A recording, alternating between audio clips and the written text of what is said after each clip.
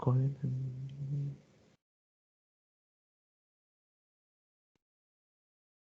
Okay, so now the recording has begun. So with that, Mr. Tagyuddin, the floor is yours.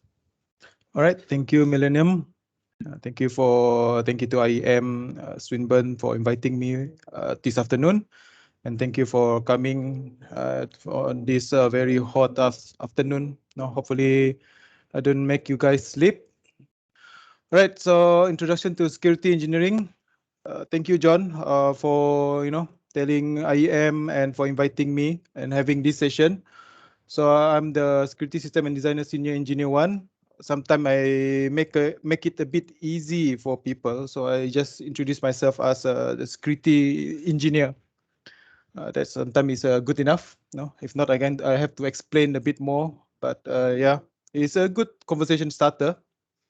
So basically, this is the content of today session. Now I will talk about the technology. We have to understand first what is the definition of technology before I go to the military part, and then I will talk about the security and the consequences of if you don't have or lack of security. I will touch about the security, the threats that we face, and some of the key components before I go to the security engineering part. So just bear with me.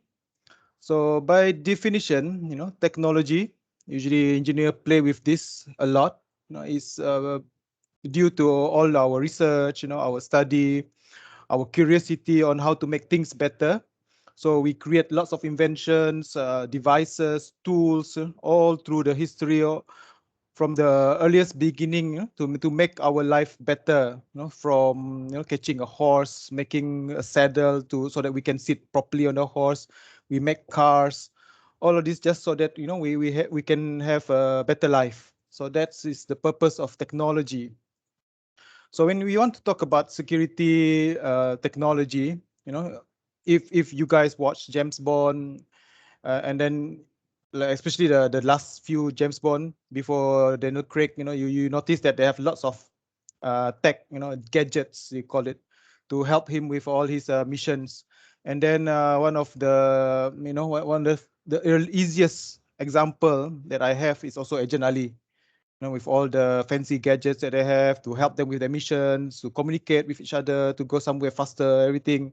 I asked all the interns under me, to watch Agent Ali, at least the movie, for them to understand. Because most of the issues about security and the technology actually have been encapsulated into this movie nicely. So if you watch Agent Ali and if you have the security understanding, you can see some of the things there.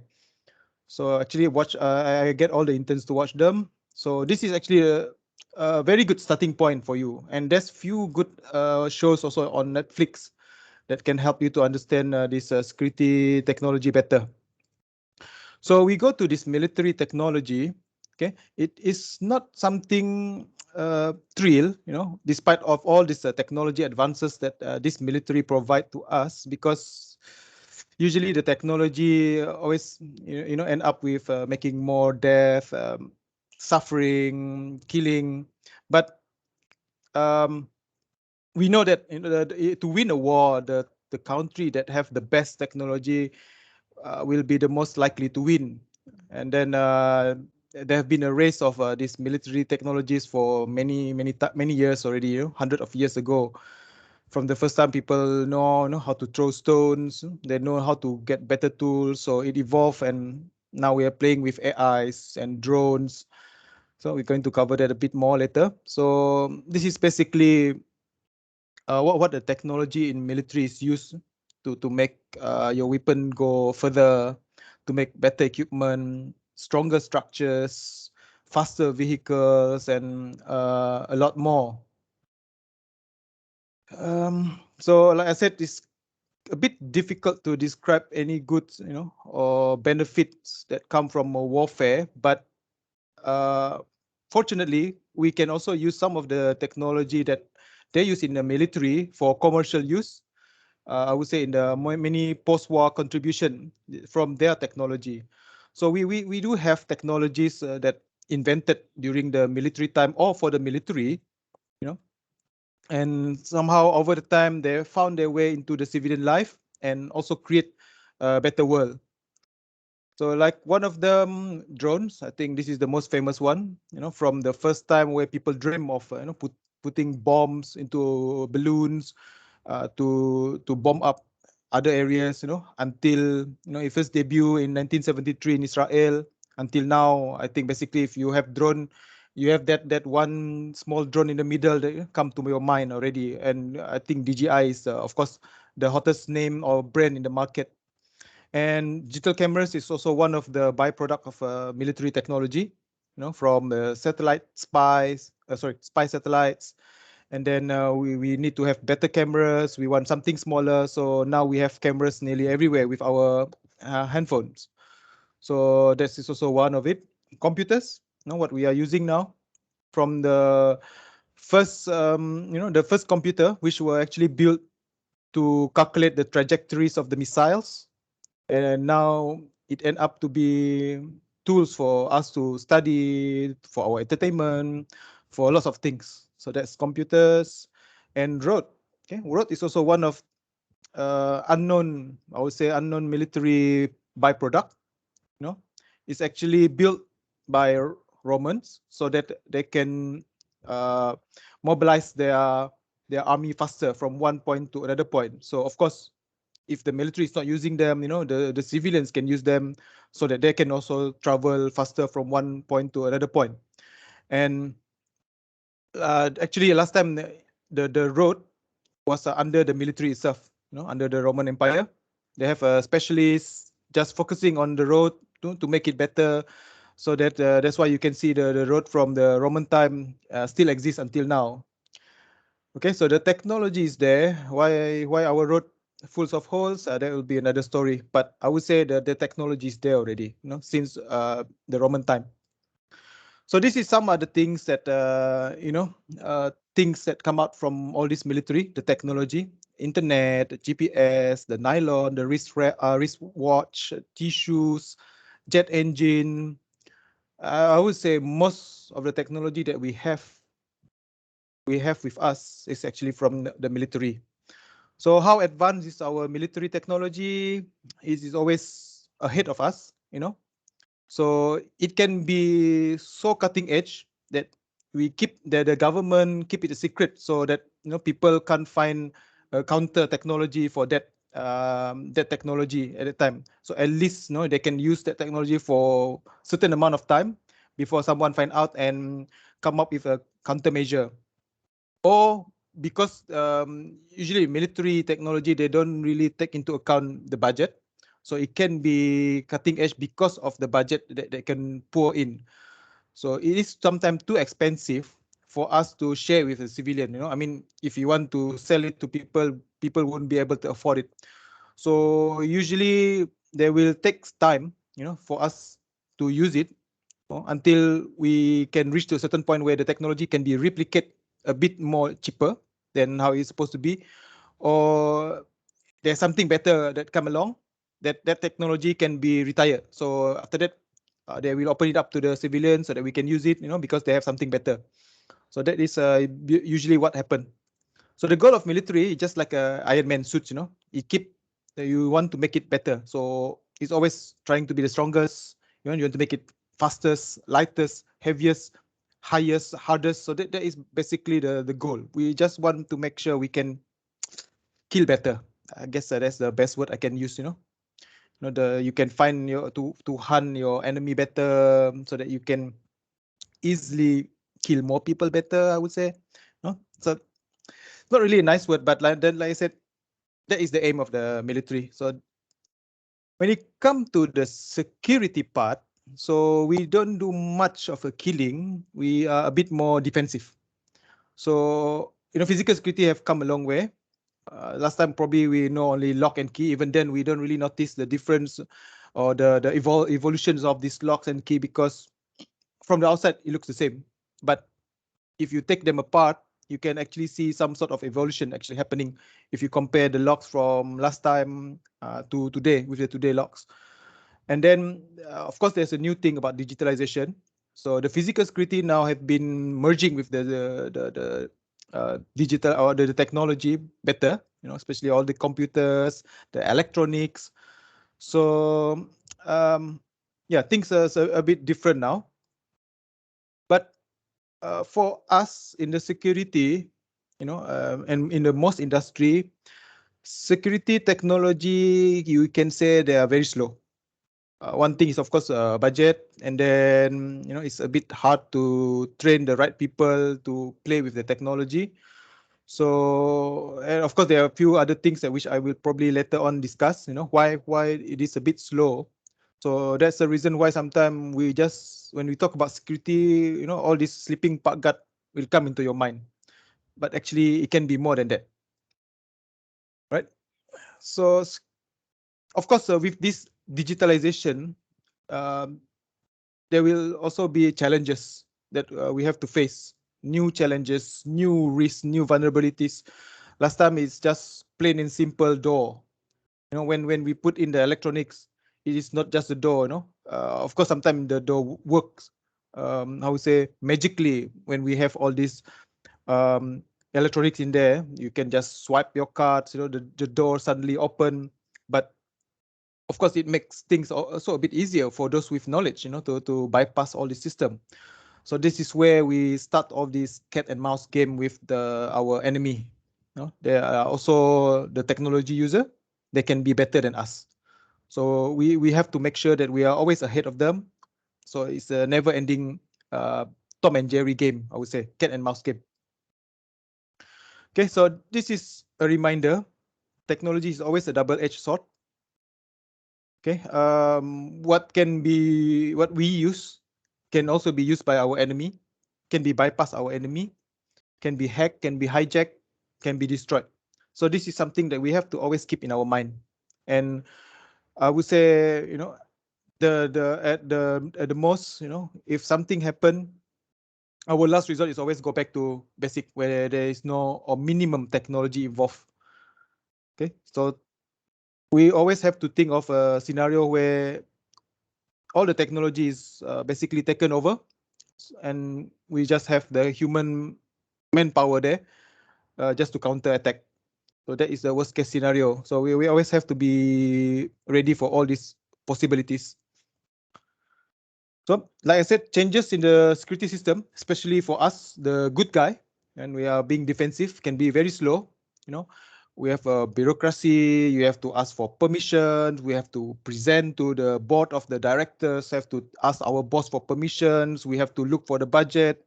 And it's much easier for our attacker. They can, I guess, they can get the technology faster than us. They have a shorter, they have a easier means. They don't have all these bureaucracies, processes. Worst, they can just go to the person that invented the technology, put a gun on the head. There you go, you got it. We can't do that.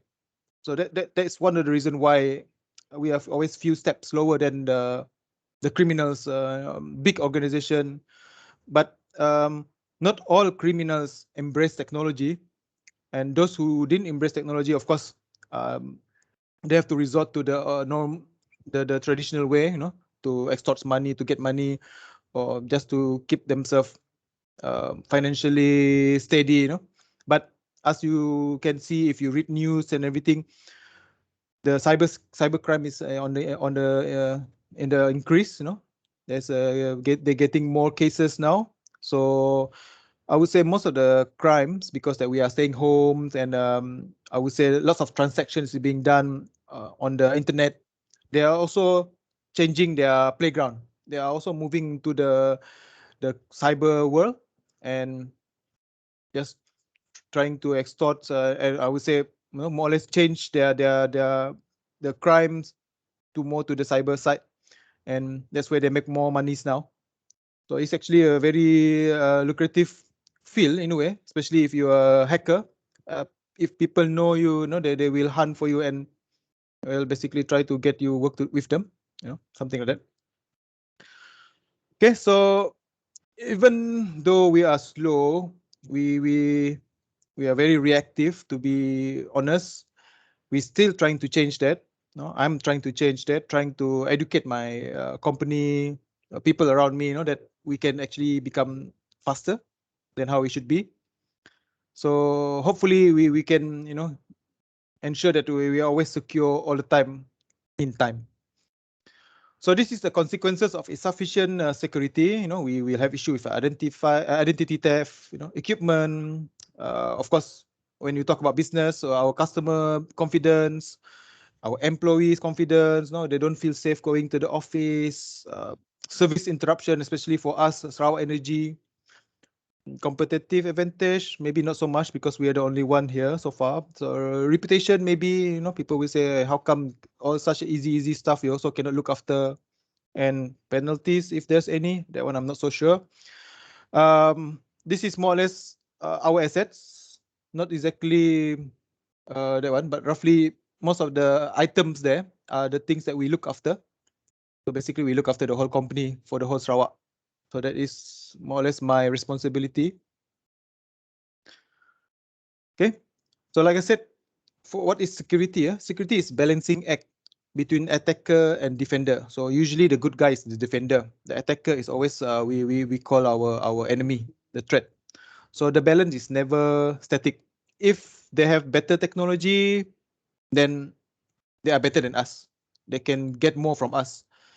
If we manage to go on par with them, then at least we can secure our assets better.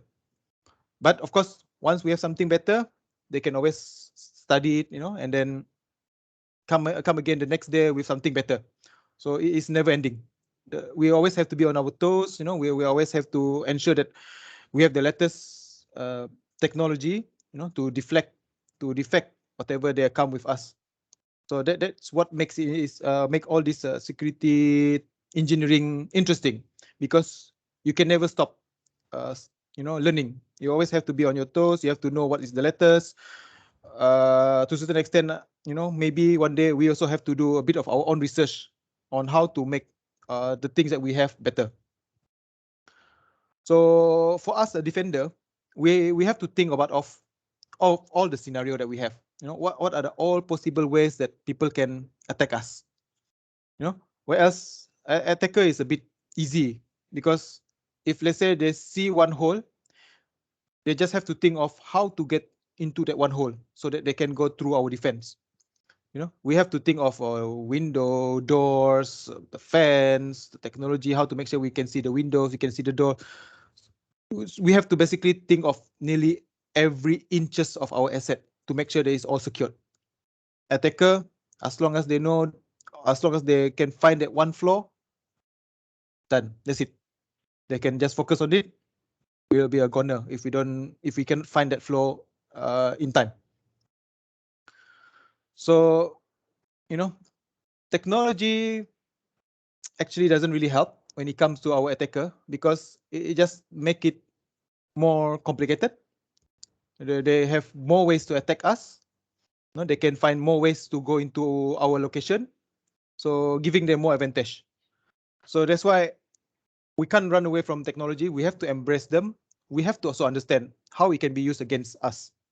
So that is why there's a new wave of concern for the security practitioner.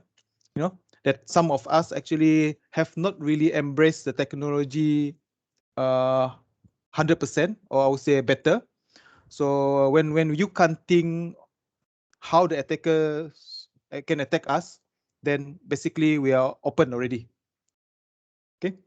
So threats to the security, basically we have two. Okay. We have external and internal. So we are not always worried about external. We are also worried about the people inside. Okay. To a certain extent, we have this sort of mantra where we say zero trust. We also more or less put our staff as somebody that we can 100% put our trust there. They can also be one of our threats. Sometimes I think you heard cases where this person, very good workers, have been working in this company for like 10, 20, 100 years. No, how say, bad records, have been a very good boy, come to work early, never take a break, never take holiday. Suddenly, they run away with most of the money from the company. somehow deal with funny, fishy business. So we never know. It's very hard. That is, of course, the hardest thing, to know what's inside of brain and the heart of a person. So yes, it is very difficult. But then again, there are lots of things that we can try, to ensure that these internal threats are kept under control. So basically, threats to the security always want something. They want benefit. They want to benefit from the company. They maybe want to inflict damage, or just plain and simple, they just want to try something that they just learn new skills, new knowledge. We have I think 11 years old boy in US. After he go for his hacking camp, somehow he hacked into this power generation company in US and shut down the whole company. That's it. They don't have electricity because he shut down the system, the generator and everything. He is just a 11, I think, or was it 8 years old boy? He just want to test his skill. So it could happen to us, especially now we are going all this digitalization. We put everything into computers. Actually, it's a very easy target if we don't take care of the cybersecurity side. External threats, I will discuss in the next slide.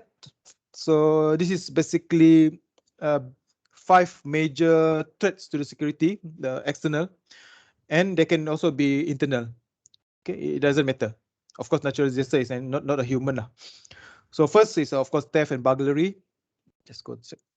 Okay, theft and burglary, very common. It happened for many years. It's just like it happened everywhere. It's the most common physical security threats. So if we know how they think, if you know what actually give them opportunity for them to attack us, then we can more or less put in all the security control to ensure that it is harder for them. It is harder for them to enter our assets. Okay. But of course, if you don't have the proper control, you don't know how they think, you put the security measures at the wrong place, then basically you are just helping them. So like I said, it can happen externally or internally. We can have people coming from outside and then they saw that the gates open, all the expensive stuff are left in the open. Then of course they can help themselves to all these things. And we can also have our staff who have been working with us many years, suddenly, because we didn't keep all these how to say, things that can make money for them in a safe place. We are tempting them every day. They saw it, they think that it's very easy for them to take it, then they will do it. So that is theft and burglary. Vandalism. Some people think vandalism is a work of art. At the right place, you can say it is art. But sometimes vandalism is not just spray on the wall. It can be more than that. Sometimes you can damage or make certain system offline just because you paint over it, or the company have to pay a lot of money to make sure the things are repaired. So that's why vandalism is also a threat. We put it as a threat to security. So sometimes they're not scared of the cameras and everything. So that's why we have to have people going patrolling to chase them off. And terrorism, this is also an ongoing threat. Most of the time we don't know where they can attack, especially after 9/11. The terrorism, from one of the talk that I've been to, they have more or less changed also the way they operate. They are a bit more, how to say, people friendlier. They don't just straight away go and kill people now. They try to win people's hearts, but the ideology is still the same. They want to take over a country, a location, and then they want to establish that they are better than the people that they are fighting against. So the thing is still the same. They can go all out just to make sure that they can achieve their goal. So that is what making them, I would say, dangerous. Okay. So natural disaster, something very hard to predict, something very hard to control, is the work of nature. So if all we can do is, if you know that this place always have flood, you have to do some sort of a countermeasure, to make sure that your system will not be affected by all these disasters, natural disaster. And sometimes this natural disaster can also be man-made, because of the deforestation, cutting off the hills and everything. So because of that action, it can, have a domino effect to our nature and create disaster. And of course, few things can also be man-made, such as our dam. If there's a hole, the dam have been broken or smashed, and there'll be a very, how to say, flash flood, big flash flood, I would say, that can change the geography for quite some time, before the water come down and everything. So like I said, natural disaster can also be man-made. Okay, and assault. This is one of the things that technology have a bit of a difficulty to stop. If someone next to you want to punch you, how do you want to stop him? So this is something a bit hard for technology to stop you in time. Especially if like you say you have cameras. Yes, you have cameras looking at you, looking at your how to say, your enemy or somebody who's not happy with you. Especially people working in the customer, with customer. If the customer get agitated, get angry with whatever you have said, or not happy with the company policies, our bill maybe. If they punch you, well, the cameras can't stop you. The camera can create a barrier to stop that person from punching you. So worst case scenario is, when we saw somebody being punched from the control room, we can just rush to the location and stop the person from, doing more damage to that person. So that is probably the best we can do at the moment with the current technology. So that's why assault is also considered as very dangerous, because one person maybe is not so much, but if you have a group of people disgruntled, not happy with whatever the companies have, it's a bit hard. Especially, we have a limited number of people that can actually fend off the company. So it's going to be a lot of issue there. I think it happened in Hong Kong when people protest on the street. Some people can even go out of the office, so they have to stay in the office for a few days. People can do their daily activities as normal. So this you can also put under assault. Okay, so the security key components. I think I'm being too fast, is it? 3:30. Okay, should be all right. Okay, we have three things that we cannot run away from if you want to establish a very good security measure. The physical security, which encompasses the perimeter fencing, the windows, the gates, the wall, how you design your building. This is physical, something that you can touch, you can see, you can climb. So usually we make the fencing a bit harder for us to climb. We try to make the building not so attractive, so that people a bit turned off, to go inside and look, hoping to see expensive things or what. So these are the physical security. It can be a design, it can be certain structures that can turn off people from going in. And we have operational security. Operational security is always with people and dealing with people and our SOP. You will have certain rules and regulation for you to enter a building. You have to do this action, you have to do this before you can enter a room. You will have people also checking you just to make sure you didn't bypass the technology. So that is the operational security, the do's and don'ts, what you can bring in. If you bring in, what should we do with you? So that is operational. And then we have technology, which is under the technical security. This is where all this CCTV comes in, the lighting, proper lighting, your access control, if you want to have all the sensors, cabling. So this is under technology. But then again, like I said, technology cannot work on its own. You can cut off the electricity and the CCTV cameras. It's useless. You can send some worms or hack into the system, send virus, and you bring the control system down. Then basically all the access control or whatever security system they have is gone. So that's why all three of them, they can't stand alone. They have to be together. It is just like a three-legged stool. You take one away, you can sit on it nicely. You have all three of them, then you can sit on it safely. So basically, if you have all three properly, how do you say? If you do it properly, then of course you can sit on the chair comfortably and safely. It's secured. So a bit on the operational security, basically their job is to do things that roughly technology can't do properly. Patrolling, watchman duty, the control crowd if the people go crazy, or at least tell them where to go. Sometimes, I mean, if you people make a pathway for you to walk, some people can still walk on the grass. So sometimes we need all these people to we need the security just to tell you, hey, don't walk on the grass, walk on the path.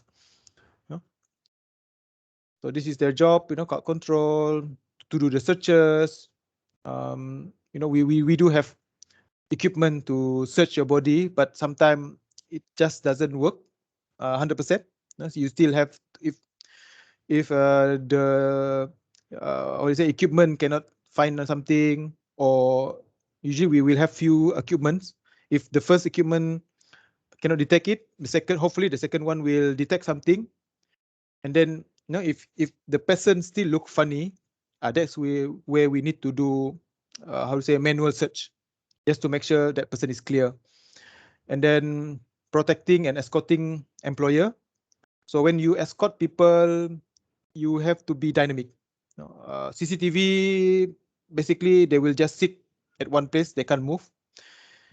If you use drone, well, you have issues where sometimes signal can go lost. Sometimes the battery can't last that long.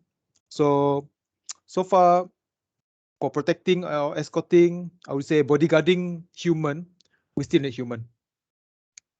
Okay, protecting the employer property. This one is we do it together with all this technology and everything. Preventing crime, detecting and arresting offenders. This is also something the technology still can do properly, I would say. Okay, we can create robot to throw nets and everything, but I would say we still need more work to do. There's still work to do to make all this perfect. Okay, I mean, we still can run away from a Terminator. In our movie, we watch Terminator, we can still defeat them. So maybe even if we have come up with something good, like I said, human have this tendency to always how do you say, bypass it. We learn something, we know, oh, this is how actually we can bypass this thing. Okay, so far we have been very good doing that. So hopefully all the time, okay, so that the machine will never take over us like in Matrix. Okay. So security engineering, let's talk a bit about security engineering after we have talked about all these technologies, a bit of what the security people do. Now we talk specifically about security engineering. So usually security engineering is a group of engineers. Okay. Like I said, they know all this engineering field and everything. Okay. But they will have to have this security mindset so that they know how to use this technology for security. So we don't have to always kill people, because that is more to the military side. Ours is more to know how to fend off people. So ours is a bit more defensive. Okay, it's why I'm actually quite happy with where I am. You help people in a way, and then because I'm always interested with all this military technology. You need to be advanced when you are in this military technology, in the military field. So security is a bit somewhere behind the military level. You know, we don't have to, well, if the company have the money, you can go at par with the military, meaning the company is really spending money so that you can get the best, to get the latest technology.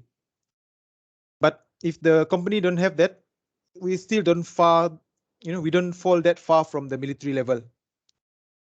So you, in the security engineering, you have to know the latest technology so that you can come up with the best design, you can come up with the best solution. If you are that type who are not interested to find more no knowledge or new things, then you can't do much in the security. You know, then you will find out that people will start to bypass the system that you have, and you're going to have lots of issue with your security system. So security engineering is actually very old.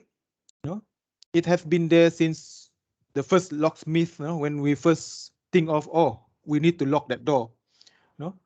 So that is where more or less the security engineering start. Then we have all this money. How I want to make sure this money is the real money. If not, everybody can start making their own money, and then we have all this my card lah, all this passport. So every time, that's why you see the passport. Passport is also one very easy example. Why it always evolve? After 5 years, you see another features added to the passport. It is because people have found out, oh, this is how you can make the passport a legit passport. Okay, so when they find out the tricks, then they have to bypass that tricks, come up with the new things, so that that passport is secure, at least for certain type lah. After that, if someone can bypass that again, then they will have to find out another way. So usually security printing, they call it security printing, is the two most common thing you can find in your daily life. So the core of security, there's three also. So now, you like it or not, you have to know about information security, the cyber security side. You don't have to be the best in it, especially if you are focusing more on the security or the engineering side. But you have to know enough just so that you can secure all these electronics that you have in your security system. And of course, the physical security, they work together with all this technology, and the technical surveillance countermeasure. How you want to make sure that you can see what you need to see, whether it's the technology or the people itself. Even placing the security guard, or the this, I would say, the operational people, the operational team, is actually part of the security engineering. To know where to put the right people at the right place, at the right location, at the right height.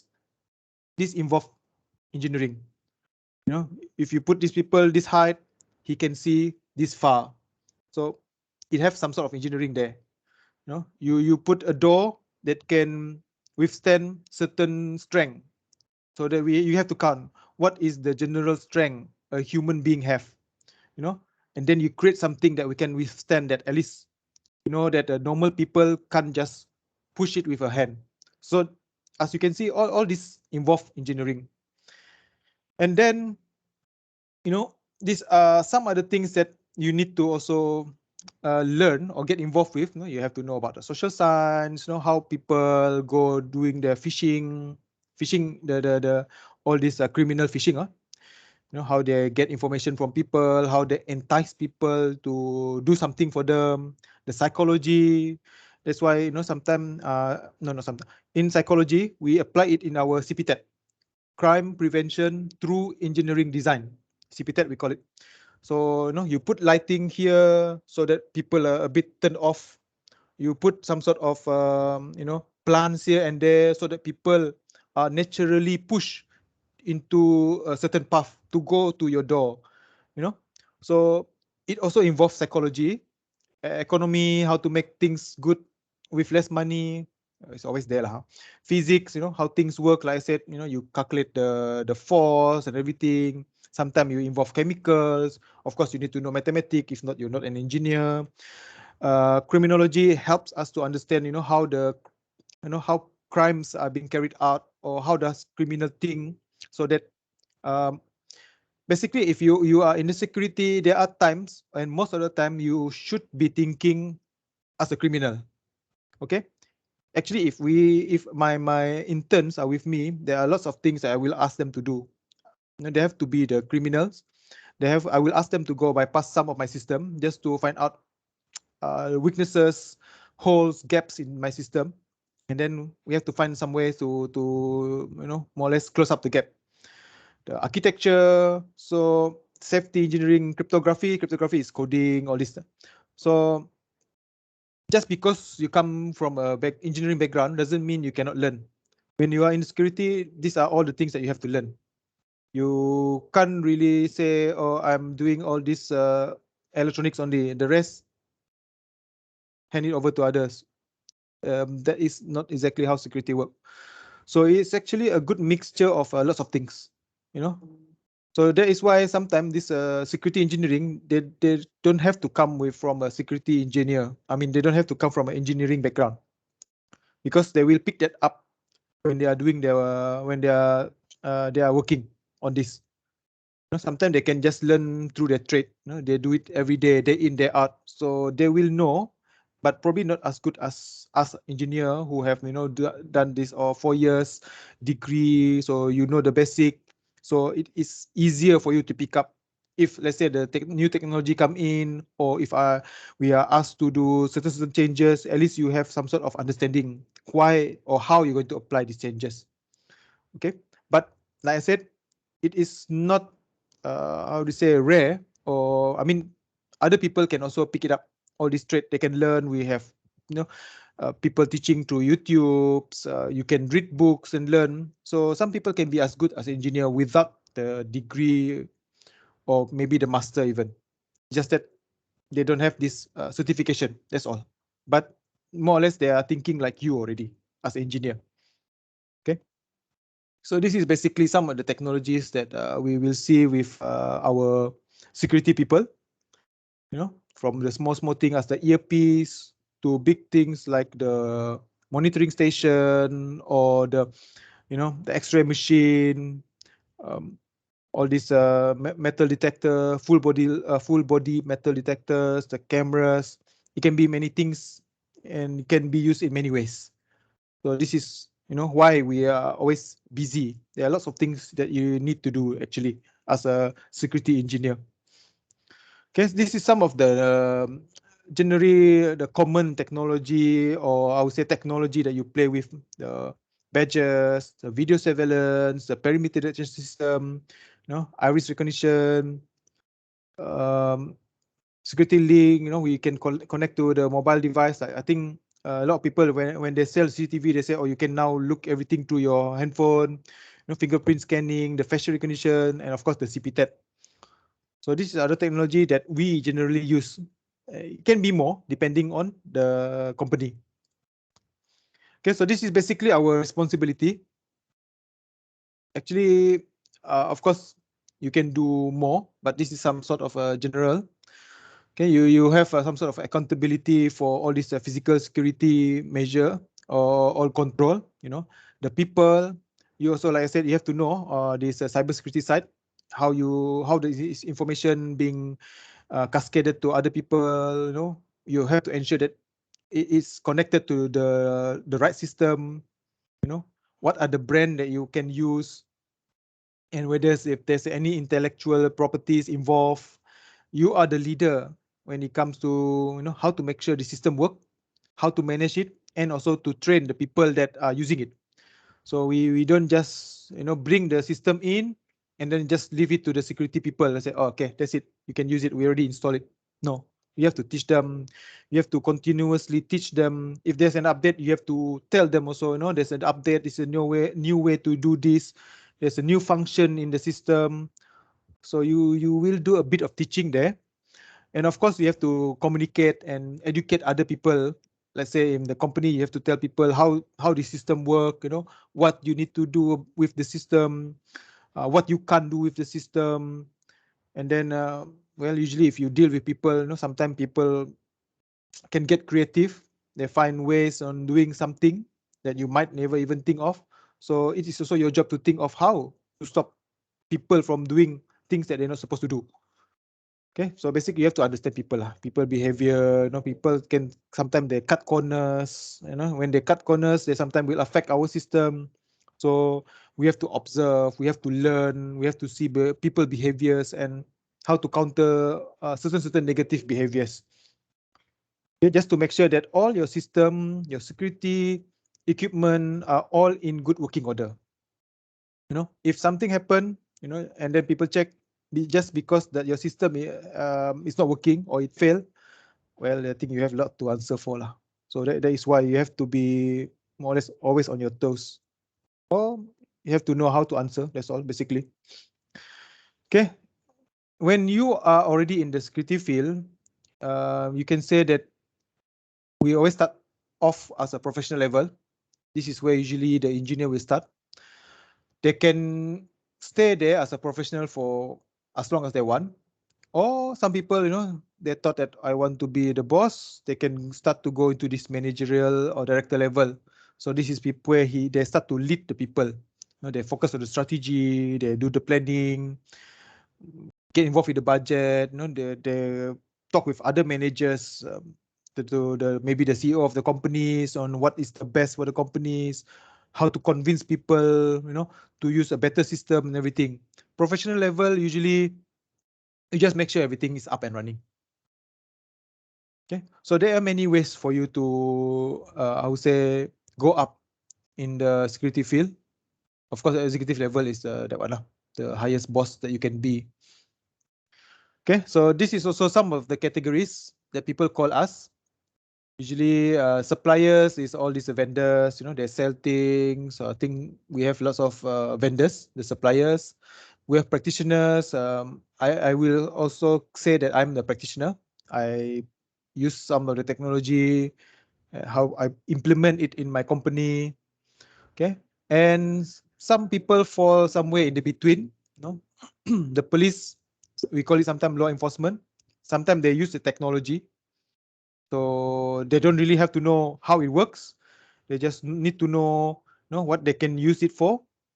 Or sometimes you can be the trainer, instructor here, or you can open up a training center, or you can become a lecturer who major in all this technology and help the security field to advance. Or basically you're a consultant, so you are the user of the technology and you are telling people how to use it correctly. That's basically the consultant lah. Okay, so distributor security product, maybe they're also involved with the design, the integrator, how to make all these product works together nicely, or even manufacture them as a supplier. So this is a few fields that you can come into. I would say not all of these fields are available in our country, in Malaysia.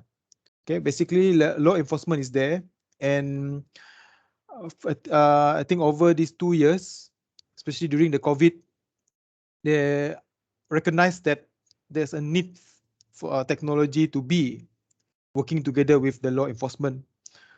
So hopefully, in the few years time to come, there will be more opening for the engineers to come in and help, because when they bring in all this technology, be it the military or the police, they will need someone to maintain them. If we use the vendor, a third party, usually it's a bit hard to control the, how to say, information. We can just talk to somebody outside and tell other people what are the technology being used by the military or the police. So there are times or certain companies, certain country, they prefer to have this sort of people to be in the company so that they can more or less keep track. They know that these people, who they email it to, who they talk to, and if something happen, it's a bit easier for them to punish them. I guess I have to use the word punish lah. Okay, so it depends on where you are, which country you are going to work with, and then what sort of company. Okay, so this is just some general idea. So usually for career pathway into security field, people who have a military service or people have military background, or the law enforcement are the normal, the usual people that go into this security field. You know, after they retire or they take this early retirement, you know, uh, because well, they want to put their knowledge into good use. So these people will always go into the security field, but doesn't mean other people cannot go in. I'm one of them, I would say. You know, I mean, I come from an engineering background. I basically don't really have the security knowledge before that. No, I come in, then I have to pick up all this. You know, how they work as a police. You know, how to think like a, you know, how to think like a security professionals. You know, what do you need to see? So all this you can actually pick up from your work. But of course, you have to, you know, talk to a lot of people. So it's much easier if you have a proper channel. So like for me now, since I know what the engineer need to know, I can more or less that one teach them, get them, prep them before I hand them to a proper project and anything. Okay, so that is basically the normal career pathway. So sometimes don't feel discouraged just because you don't know the military or you don't know the security. You think that you are not suited for certain how to say security vacancy. You can try and you never know. You know, just as long as you are open and you are willing to learn. So this is, I think this is too small. Maybe later if you need these slides, I can share it. But basically you are divided into three groups. You know, we have this professional, like I said just now, where you keep on, you know, you practicing your engineering skills and knowledge to make better product. Or you can go into the management and the executive level, where you can become the leader of a, you know, a group of engineers maybe, and work together on bigger projects. And of course you are more or less a middle person between the management of the company or the country and with the working team. So I would say that here they will mention to you, you know, what is the common skill gaps. So like you say, if you see here professional level, you still need to know project management. Okay, of course, I think project management they teach it in your university, but crisis and risk management they don't. So this you can actually do when you are working, and you go for certain courses offered. Usually, this crisis and risk management they are not that common. It's a bit hard. You know, not every training center have this. So you have to be very that one. You have to really hunt for this sort of courses. And then you also need to know a bit of security fundamentals. Usually, if your company have if your company have auxiliary police, PDRM can help you a bit on the security fundamentals. You know, they will teach you on the basic of the policing. You know what how they do their work and everything. So from there, you can start to think on how to make things better by using technology. You know how you want to integrate all these daily tasks that they do every day and make it better with the technology. You know, of course, you need to be creative. Sometimes things are not that straightforward. You know, so certain thing can be used differently. So this is where creativity will come in. Okay. So this is more to the supplier. That's not so much of a different. Okay. So of course, when people go into security, the most common degree that they accept is the criminal justice, law enforcement, all these sort of things. But ever since all this technology come into this security, there's a boom of how do you say? There's a boom of this technology security. So electrical engineering, engineering science, information science and technology start being recognized as well. Okay. So this is basically, you know, the percentage of all these subject that you can actually apply into your working, if you're working as a security practitioner. You know, so if you can see here the security supplier, you know, or I would say the practitioner, there's people who need to play with the engineering or the technology the most. So they still need the electrical engineering courses. Okay? But they still need to learn about criminal justice, information science, maybe marketing a bit if you are selling to people. Like for me, I don't have to really sell, so this part I don't really need. Management maybe because it's good to to know how to manage people better. And then if you are doing master, this is some of the courses that they go for. So engineering here in the supplier section still very high. If you are more to the management type, you don't really have to go for the engineering part, or the least they can go with security technologies. I think this one is more or less a summary of all the latest technology that can help the security. Okay, but usually they will go for some sort of law enforcement, criminal justice, criminology. I think they don't mention here, but criminology will be quite helpful as well. Okay, so degree is not the only way. Sometimes, like I said, like I already told some of my intern, you can come in with whatever degree that you have. I will send them to the proper competencies training. They can go for short courses, maybe few months, few weeks courses to help them, to prep them, to prepare them to be a security professional.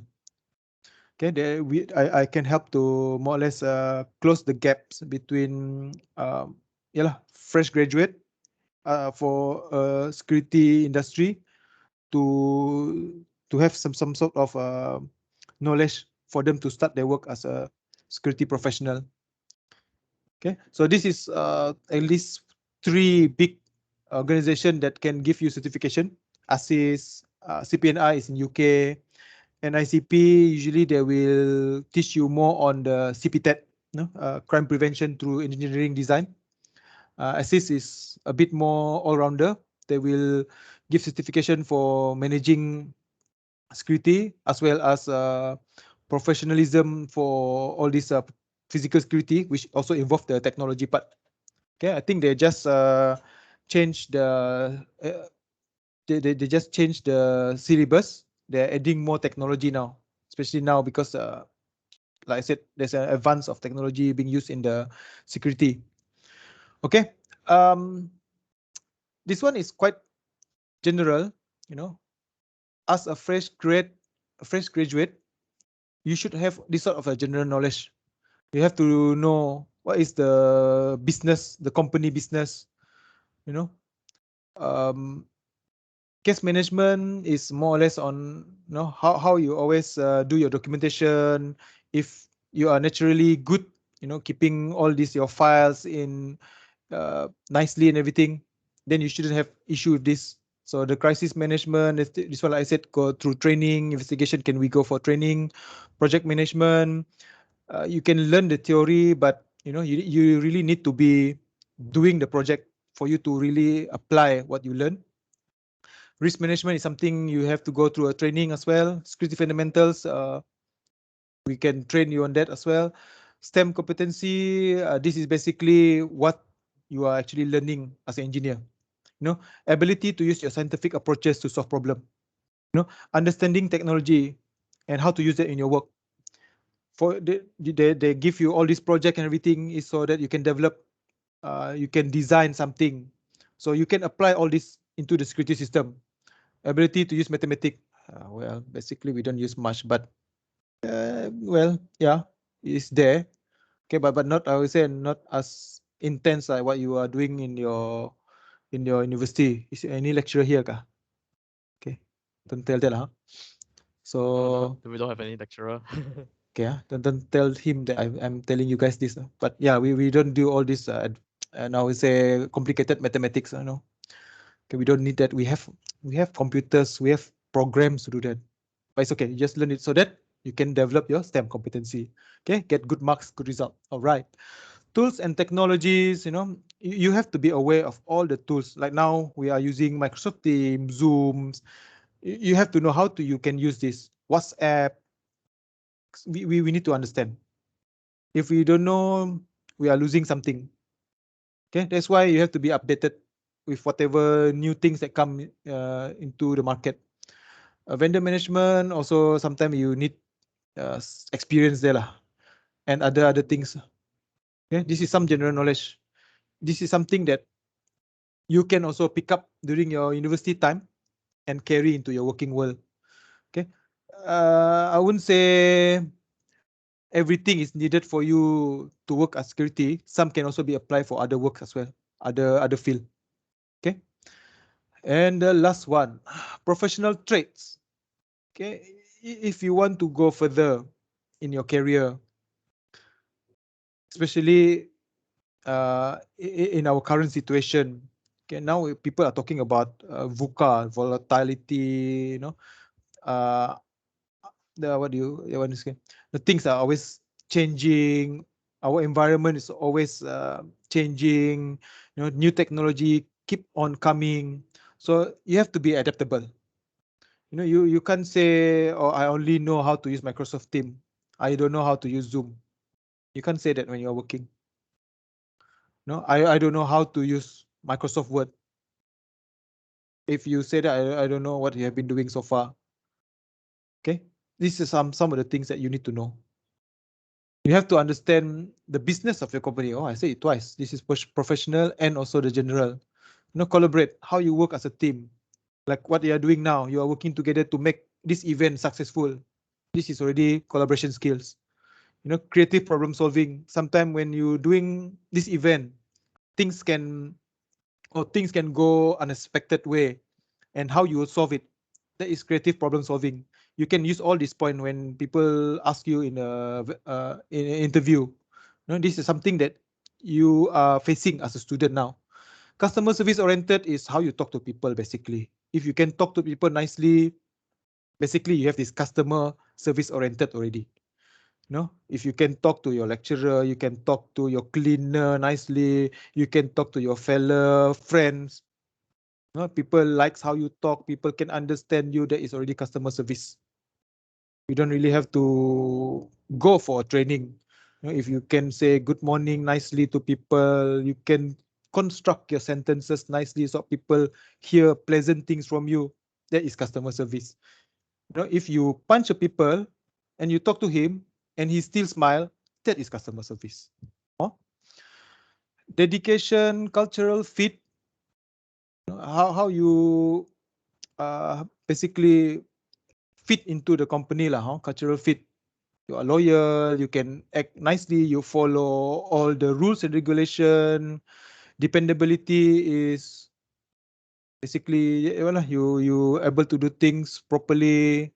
The digital technology skill, I don't have to say that. I think you should know. Integrity, the company we also drill you on this. You have to have some sort of integrity when you do things. So this is all practices from the student life. For how do you do your exam? How do you do your assignment? Is it with integrity? Do you ask someone else to do it? Did you pay someone to do it?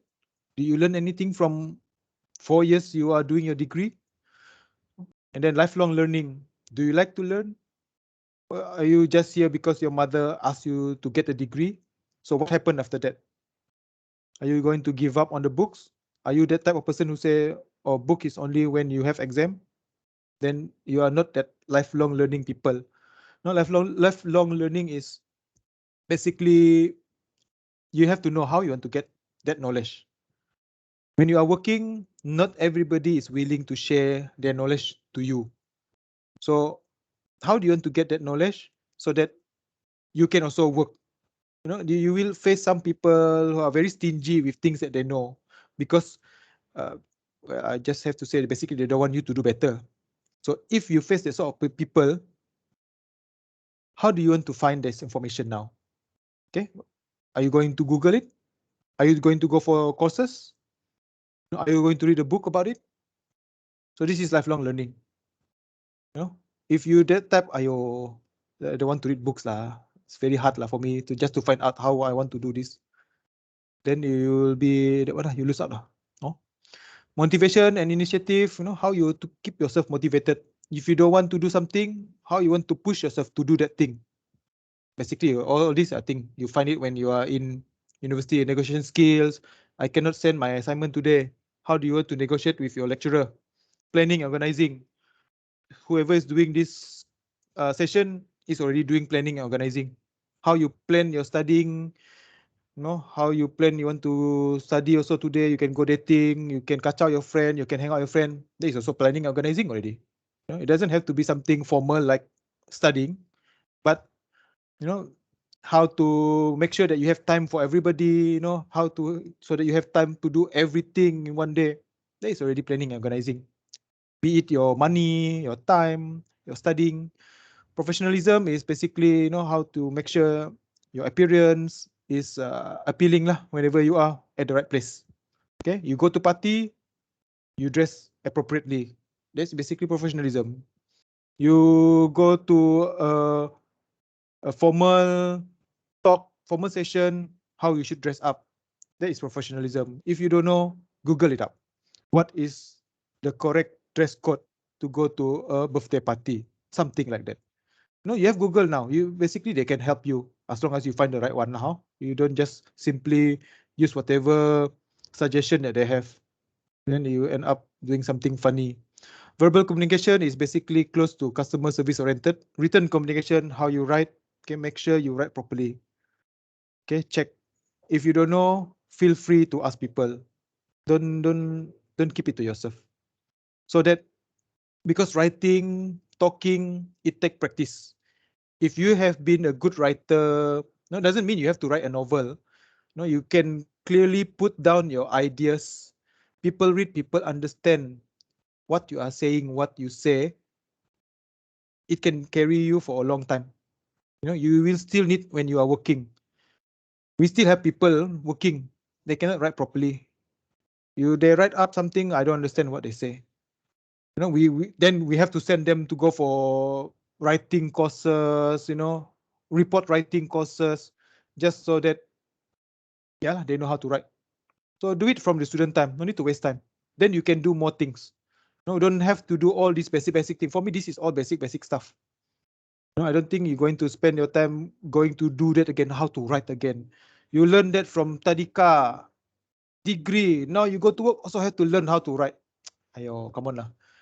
So these are something lah. So some of these things you can start doing it from now.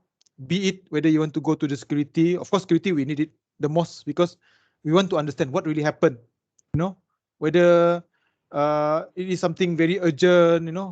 How it actually happened.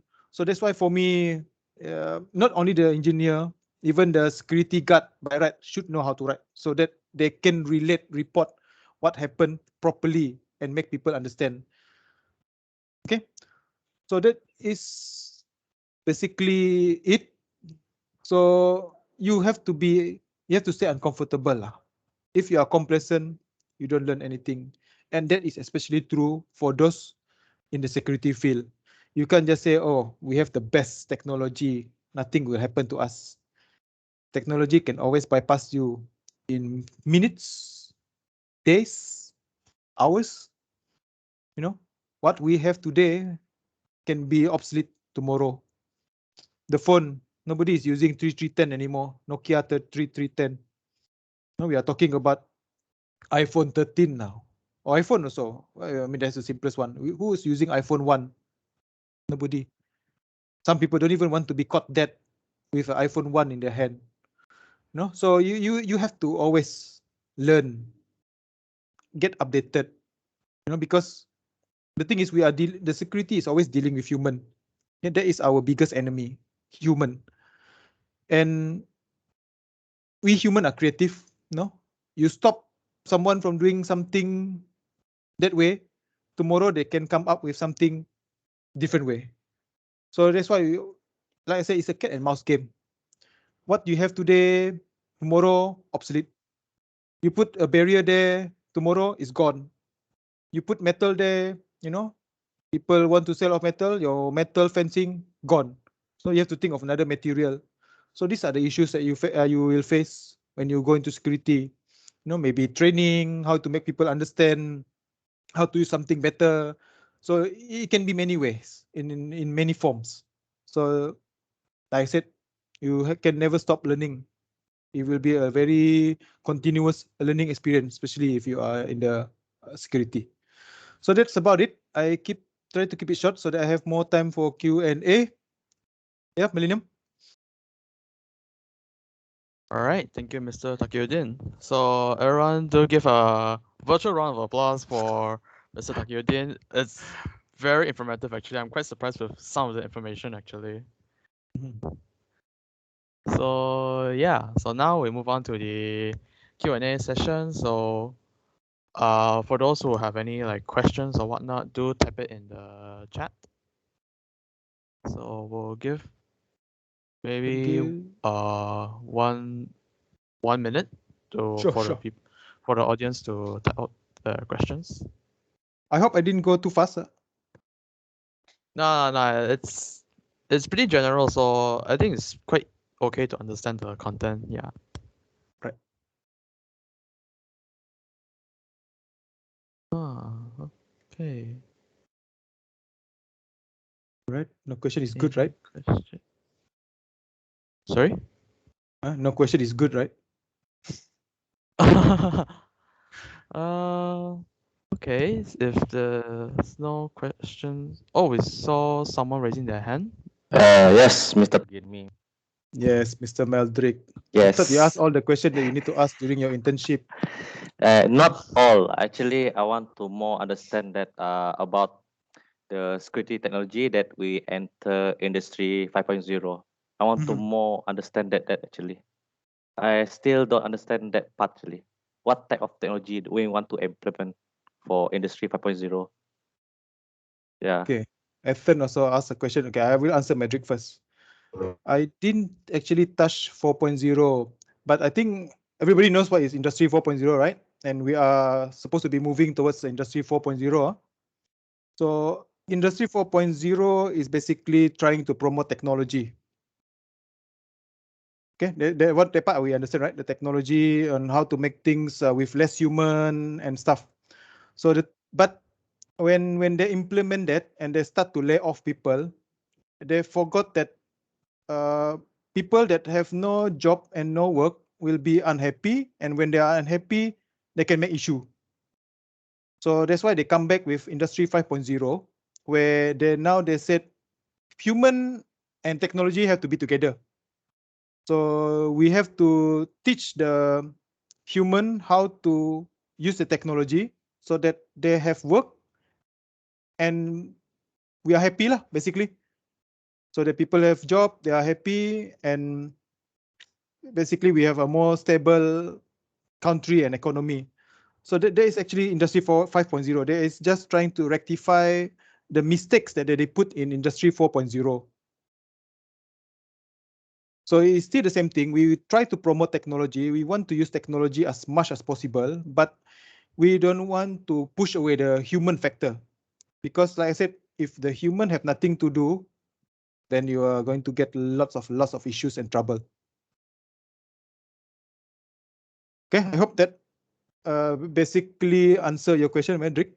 Okay, understand. Right? Thank If you you. want to know, discuss more, have to go out for a drink lah, huh? Okay. Right. All right. Okay, Ethan Yo Juyan, what are your daily job scope as a security engineer in SCB? What is my job scope, John? That's that's interesting. I think you should answer it. So. Okay. Basically, my job is to bring technology into the security, my company security. So I'm dealing with CCTV, access cards, system. I'm setting up command center, a control room, so that all this information come into one place. So at the moment, my job is mostly I can become a consultant. I deal with all this department when they want to ask about all the CCTV, So I will tell them how to use it, what sort of standard that we use, and what are the best practices and everything. And if there's any updates, I have to tell my management, hey, this is something better that come along. Do you want to switch to this? This is the budget that we need to come up with. That is generally what I'm doing now. And then, if there's interns coming in, I have to also deal with them lah. Like John here. Well, last time lah. Okay. So do you sit in the office 24/7 or there are other activities? Well, we work from from 8 to 5. Okay, we still have the working hours. So if nothing happen, basically I will try to keep that one on the working hours. But of course, if there's issues, like if there's a break-in, everything, I will also get call just to check, if why the thief can bypass the system, whether there's something wrong with the system, and then I have to look into it, investigate what are the issues and why they can bypass the system. And I want to know how is representative of electricity for cryptocurrency mining. All right, that's a bit tricky actually. So the mining part is not actually wrong. Stealing electricity is, so we have one department that more or less look after that. They will do the investigation and everything. From time to time, if there's a need for us to work together, then we will come and do this work together. But how is it responding? I think basically we have few cases that we caught them and everything. So we are still very active in hunting all these I will say stealing electricity lah. It's not the cryptocurrency issue. It's the stealing of the electricity. Yes. So they will have a investigator who run through and look at the a bill.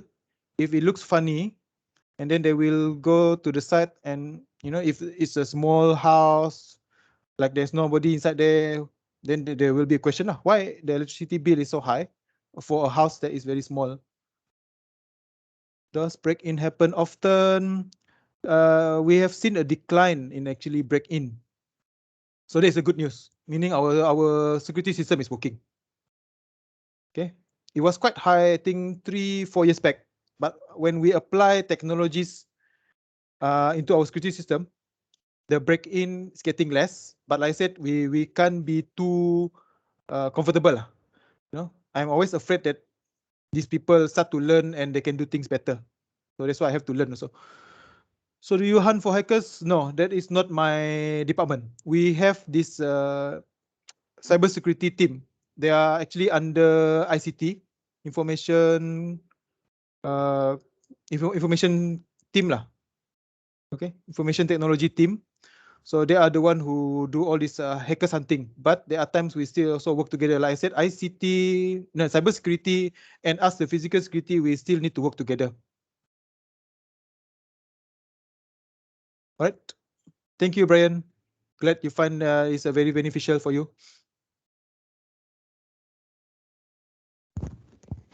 All right. Any more questions from the floor? Okay, or do you need me to clarify or elaborate further on any of my answers? All good? I think so far so good. If there's no question from the floor yet, I do have one question for Mr. Takayudin, if you mind. Yes, Mr. Millennium. So, yeah. So based on the one slide where you show like the 3 main cores for security engineering, right? Where does the chemical engineers fit in? Because I don't see how they can easily squeeze in. Here, chemistry part here. No, I think it's just a slide before this. Slide before that. Yeah, this one. The core of security engineering, yeah. How come I missed it? Oh, okay, this one. Oh, all right. Yeah. So you're doing chemical, is it?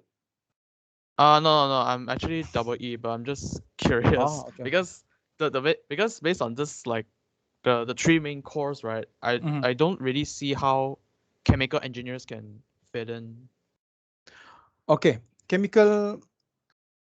Like I said, we don't actually, if you notice here, even under physical security and technical surveillance countermeasure, I don't specifically say which field of engineering, but as long as you are willing to learn, there are things that you can, you have to pick up lah, for you to come up with certain countermeasure.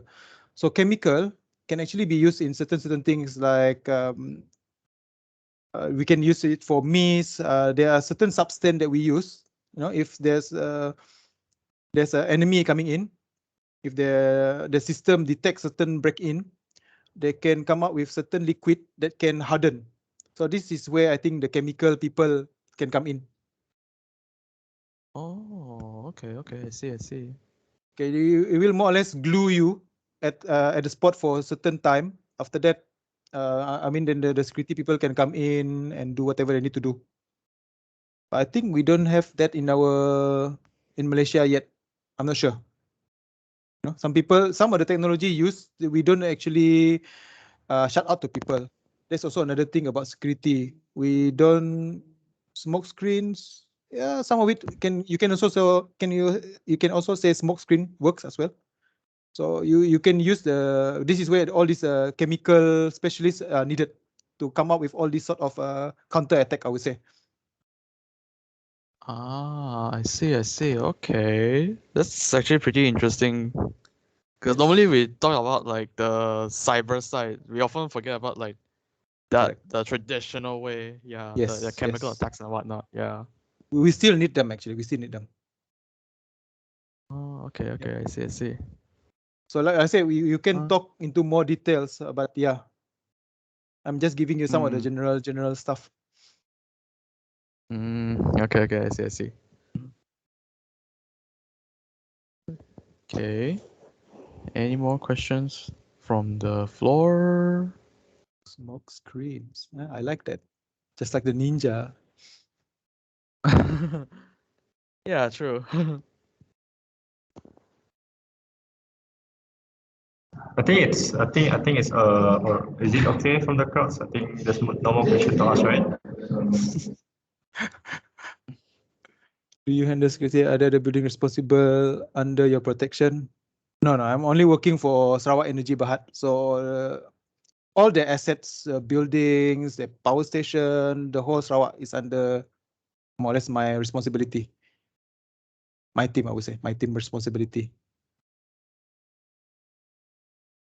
Oh yeah, actually I just thought of another question, like just a small extension from the Bitcoin question just now.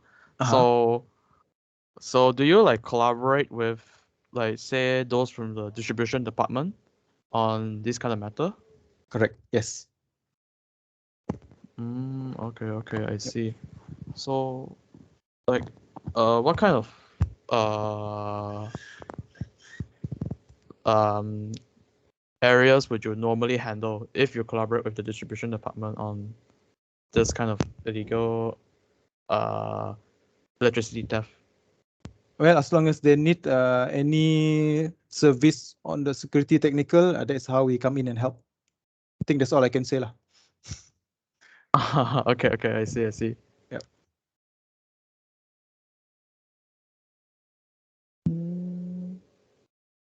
Okay. Any more questions? I think they all want to go for tea time already. So- That's why. Yeah. Oh yeah. So when you're like, because sometimes you know lah, sometimes we might need to construct say a new plant or maybe a new substation and whatnot. So your team will also be involved with it, right? To Yes. oversee the okay. Okay. We So it will sounds like tell them whatever necessary to ensure that the security is in place. I think like John and Meldrick was involved in few of the discussion. I see. So yes, we will more or less give consultation. I would say we become the consultation, internal consultation. I see. Really sounds like you guys have a lot of stuff to handle, huh? Yes, actually a lot. Okay. Any more questions from the floor? John, do you have any question for your supervisor? No, because I already I asked him quite a lot of things actually during the internship, so I think I'm quite fine so far. Yeah. Okay. It's,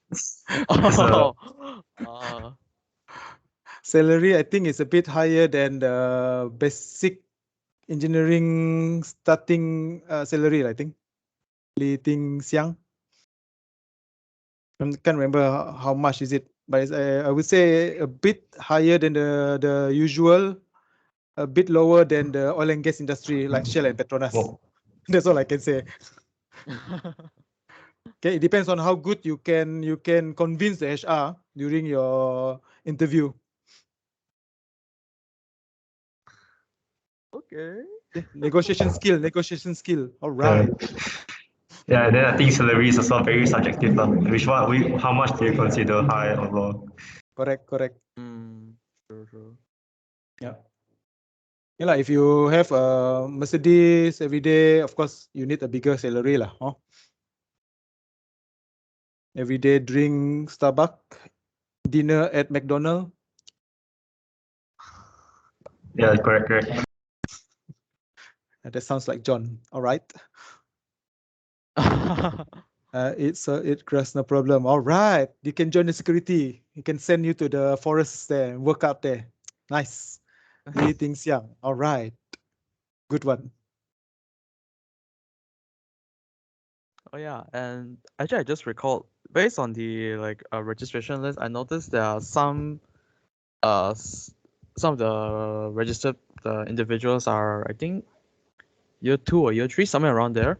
And for the case of typical similar students like myself and John, we would probably be concerned about internship. So does your team currently have any available spaces for Internship. for internship? Yeah. You can just apply. Actually, after the John's teams, the John batch left, I think we have quite a lot of openings. I don't mind. I can still, bring in few more intern student. No issue. Okay. You just write into our HR and they will always ask me first whether I can, bring in, take care of a few interns. Okay. I see. So, for those who are considering of internship, who knows? Security, maybe for you. Who knows? Yeah. Go ahead. You can do your internship with us. No issue. You have to go through our HR. And we always get back to me whether I have spaces for intern or for students. So there's no issue. Just go ahead. As long as I think, so far the most I've taken is 7 students. Shouldn't be an issue. I see. Okay. Let's see. Any more? We still have quite an amount of time. What time is supposed to finish? 5, is it? Yeah, but right, we're supposed to finish at 5, so yeah, it was pretty fast actually. Oh, rats. Should have talked a bit Yeah. longer, but I don't want to bore you to death. Yeah. Good speaker. Thank you, Chen Jia Chun.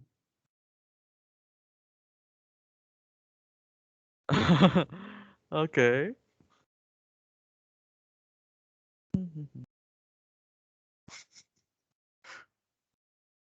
We'll probably wait. We'll give it maybe 1 more minute, and by 4:30, if there's no more questions from the floor, then we will just conclude the event. We'll wait until 4:30.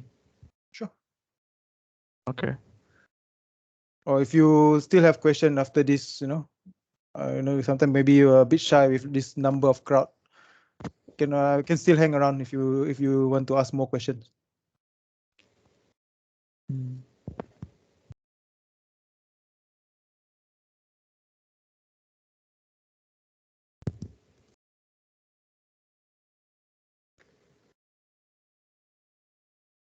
But I can't think of any question yet, John? When you first come in, you can't think anything of security, right?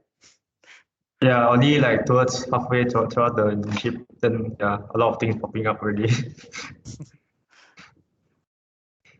quite a foreign how to say branch of engineering Yeah. Actually didn't know until I did the internship also. Yeah. Still actually very new, even in under Sarawak Energy Berhad, still very new. I just joined. This is my 4th year in the security, so I'm developing my team, I would say. So there lots. I told John there's a lot of work. My project my project will take about 30 years. So within these 30 years, I will still need people coming in to develop the basic security features for the company. No, we're still talking about basic. I think we have now more robots coming up. So, you know, in the future, maybe, we don't know, if our boss say they want the robots, we will play with robots, not just drones. We have drones already. Just that John and Meldrick can't really play with it because of this COVID, you know. So there are lots of things still that we can do under security. And like I said, it's very new. Even in Malaysia, it is not that well known. I think we are still like not even 2, 3 years. I think we are just like 5, 7 years behind Singapore. Singapore have, That far? yeah. I went there and talked with some of the police forces. They are better than us in a way in using technology in their daily operation. Well, China is one of the best as well. You know, China, they can track people here and there. Is security engineering developing in a higher rate on automotive section? Okay. Actually, all these factory, they will have their own some sort of security engineer group.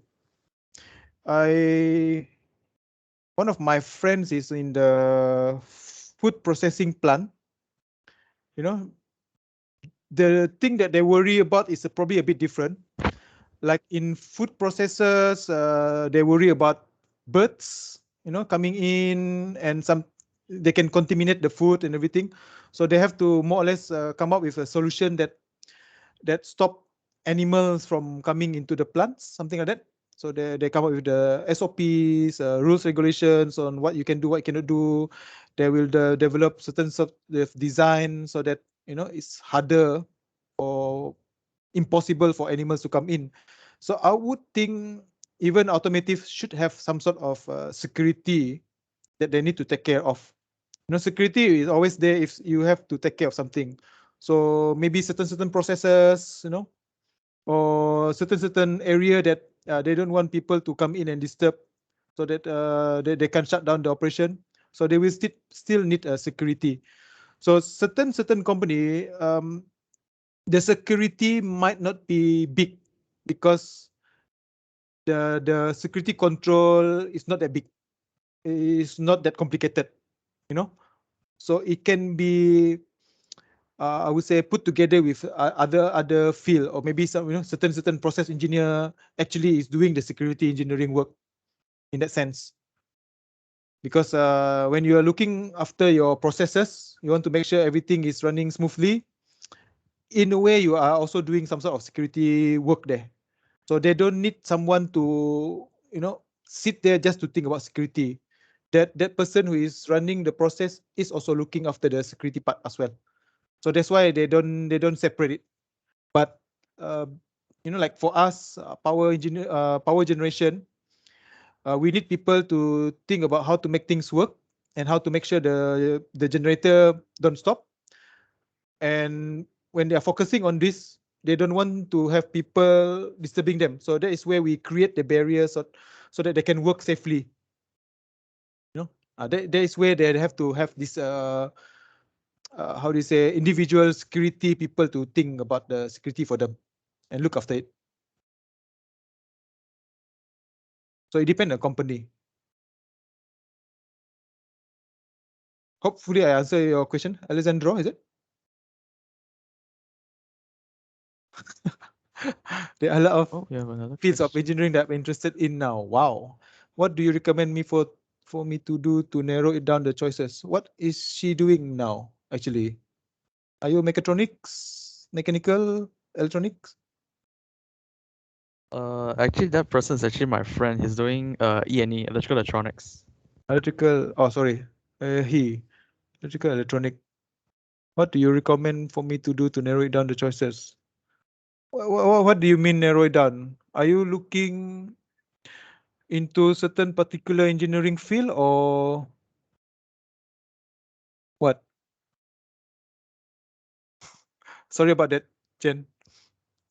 I'm a he. Okay, maybe I just say it here. What you guys learning now is basically basic engineering, be it the mechanical, electrical, electronic, power, you know. But when you are working, like I already told John and Meldrick, it's going to be a mix-up, for sure. It's going to be a mix-up. You would not be able to say, I'm going to hand, because I'm a mechanical student, I want to do mechanical only. No.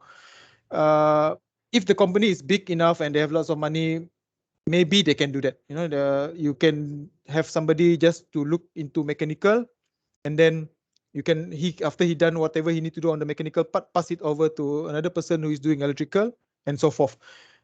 If you go into a smaller company, if you are engineer, basically you are engineer. Whether you are from a mechanical, that part. Well, okay, but okay, we will cover this part anyway. Whether you are mechanical, electrical, they will ask you to sapu semua lah, senang cerita. I pay you gaji, you are engineer, you do everything.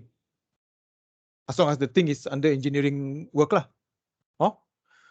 So, because you are going to work soon, you can think of which field of engineering, consultant, power plant. Okay, if you like to be a consultant, you have to have experience first. So you have to start somewhere as an engineer.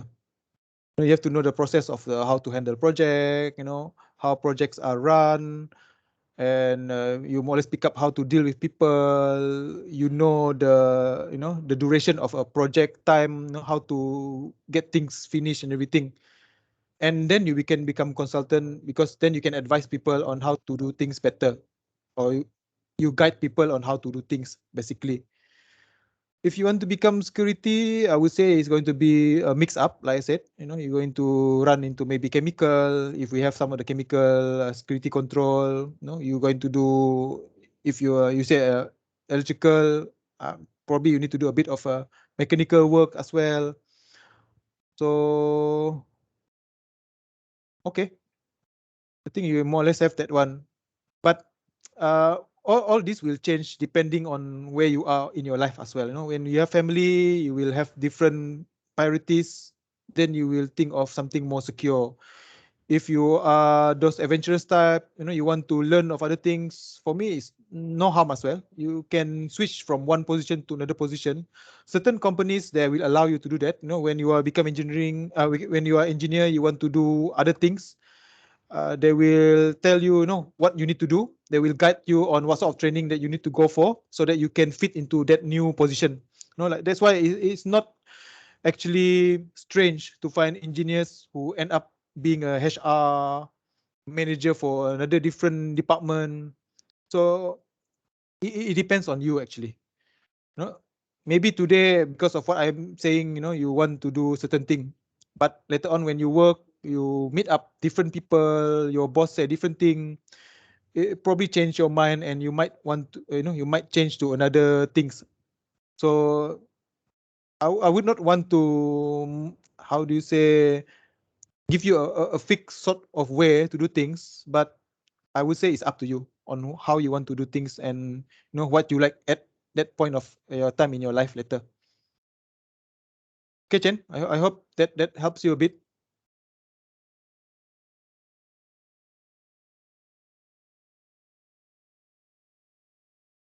But I guess I think it's okay. Yeah, I think that should be okay. So, okay, so it seems like there's no more questions coming in anytime soon. So I guess we can kind of close it here first. But I think before we like officially dismiss, how about we take a group photo first? Oh yes, thank you. Yeah.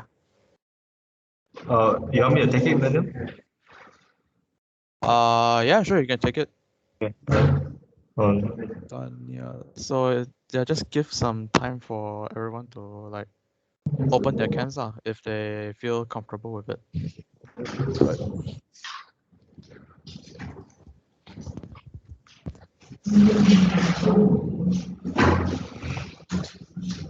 Okay. So Got 1, 2, 3, 4.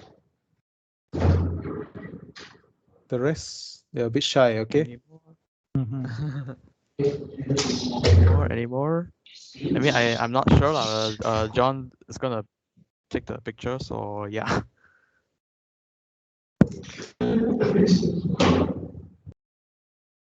Okay, I think that's it. I think I'll just take the photo now. Okay, so Okay. one, get ready. 1, 2, 3. Okay, one more. Freestyle or whatever you guys want to do. Okay, right. Okay, so ready? 1, 2, 3. Okay, all right. Okay, Right, thanks, John. okay, all right. Thanks, Thank you, Millennium. Mr. Taki, for the talk. Sorry about that, Alright. Chen. No. It's okay. It's okay. I was. It was funny. Don't worry. So yeah, so on behalf of IEM student section and Engineers Australia student section, thank you again, Mr. Takiuddin, for spending the afternoon with us. We ended quite early as well, actually, and we also want to thank the participants as well for attending our talk today.